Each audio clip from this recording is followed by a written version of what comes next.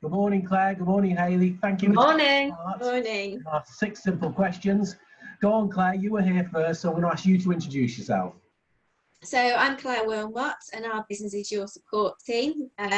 We've been going for nearly 5 years now, so we're hoping to be able to have a nice 5th birthday party later on in the year. And for those of you that don't know, Hayley and I are sister-in-laws. Right. I didn't know that. So, and Hayley, do you want to introduce yourself as well? Yeah, so I'm Hayley Ekron and I am the other half of Your Support Team, Claire's sister-in-law.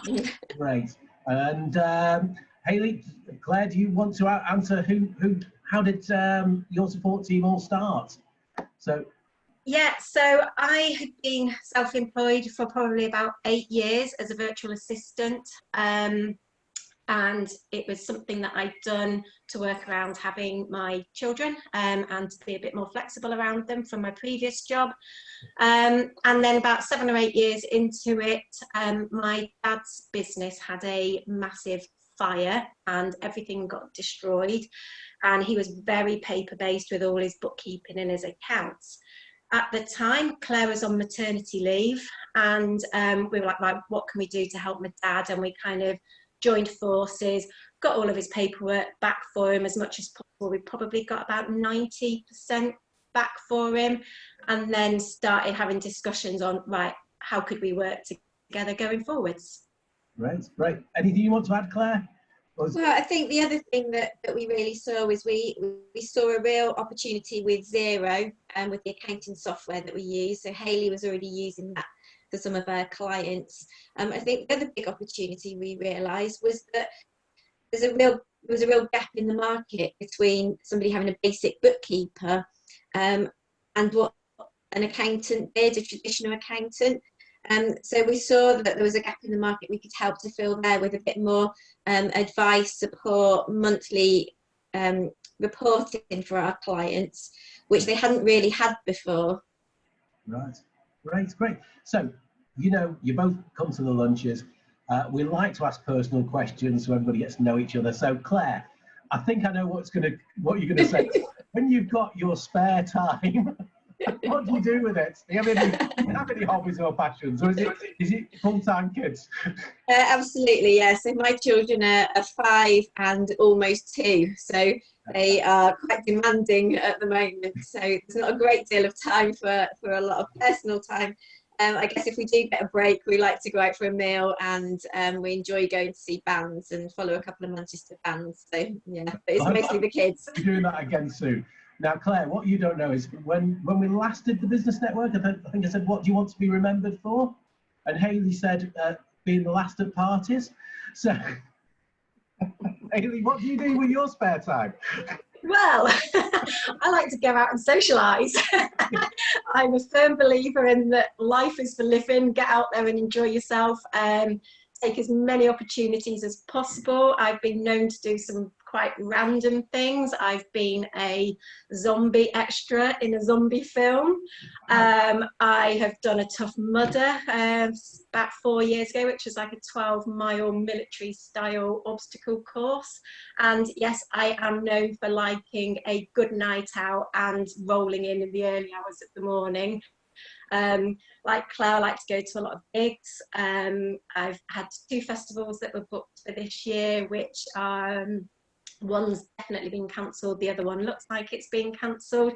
I like to keep fit, exercise. I am doing Joe Wick's kids PE workout every morning while my lazy teenagers are still fast asleep. And I like to get out walking. So I'm part of a walking group. I did the Yorkshire 3 Peaks last year.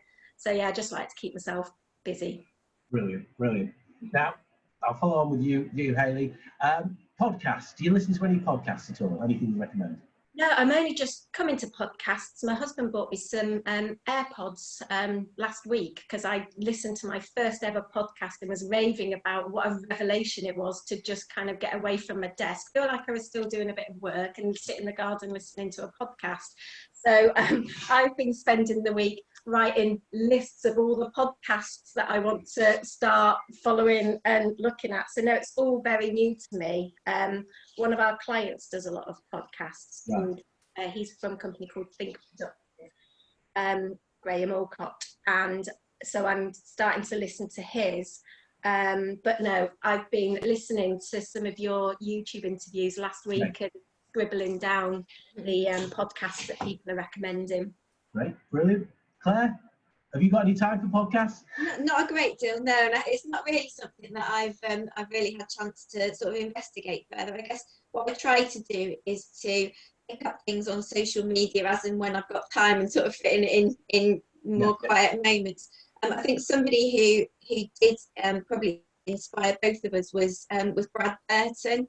So I follow him on social media. Hayley and I went to the Zero conference back in November, and he presented there. And I think just that, I think personally I'm quite a cautious person, and actually I think he just gave us a really different perspective of, you've got to go for it now, you've got to do things now, you've got to live in the moment. And actually I find that quite inspiring, especially in the current circumstances. Yeah. No, I know Brad well. He does speak his mind, doesn't he? Absolutely, yeah. He was Sometimes you need a bit of that. Yes, yeah. So books, we're all supposed to be reading a bit. Claire, is there a book you want to recommend? Books, again, I wouldn't like to try and guess the last time I read a work-related book. Again, I probably use social media quite a bit. So Hayley and I have got a client called Sarah David who runs a business called Thrive. And again, she puts some really great posts on LinkedIn and some small articles which again fit around me and sort of the time that I've got, which I tend to focus on a lot around how you prepare yourself, how you cope in certain circumstances. And then obviously we use the sort of more technical kind of guidance from Zero and HMRC. I guess I thought about what books I could recommend. At the moment, I'm in the middle of Postman Pat and Bad Dad. So Right. If only I'd have interviewed Roger after this, I could have recommended those to him. So, I'm sorry, Hayley, have you got a book you wanted to recommend? Yeah, so I do read. I like to read. I probably don't read as much as I'd like to. I read some business books. I try and dip into business books, but I try and read to escape a little bit more than anything. And it can be anything from kind of crime thriller type books to chick flicks to one of my books that stands out in my mind the most is The Tattooist of Auschwitz. So I read that on holiday, really easy read, true story, and it gave me a bit of a passion for reading World War II books, and then I went on to read several more. So yeah, just like to read a wide range of books. I've got one here that I would recommend. I read years ago, and it's called For Richer, for Poorer, for Better, for Worse. And it's a true story about a husband and wife called Damien and Siobhan Horner. And they lived the busy London lifestyle. He was a marketeer. And he, many years ago, he bought himself an old fishing boat that he'd spent years kind of renovating and doing up. And they gave up everything, quit their jobs and sailed this fishing boat around the French canals. But the book is written, so I don't know whether you can see here, but there's two different types of font on the book. Oh, right, yeah. So the bold will be her version of events at the time, and the normal writing will be his version of events at the time, and they're quite often very different. But it's a fascinating book, and it was brilliant. I read it on holiday, and you know, it was one of those holidays where I came back thinking, like, what can I do with my life? What adventure can I go on? And then didn't. But yeah, would thoroughly recommend that book for a nice holiday read. Thank you. Right. Words of wisdom. Who wants to go first? Hayley? Words of wisdom. Just enjoy life. I truly believe to just do everything, take every opportunity that you can, make the most out of everything.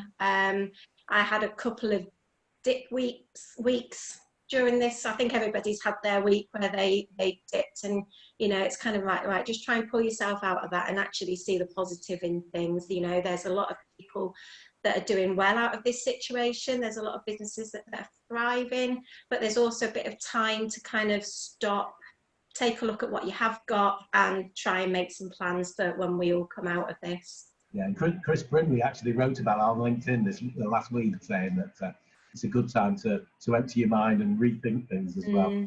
Yeah. When you're not running between children and anything you want to share with us? I guess I'm going to play the accountant role, really, in my words of wisdom, which is use the time to get everything up to date. At the moment, it's more important than ever to know where your finances are up to. So we've had people come to us before with 3 years worth of receipts who've not filed anything, who've been in a real mess, and it's still achievable. We've still managed to get them up to date. We've got them back on track. So don't feel that it's a lost cause and you can't do it.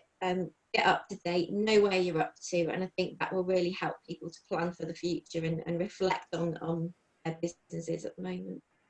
Great. Well, thank you so much, both of you.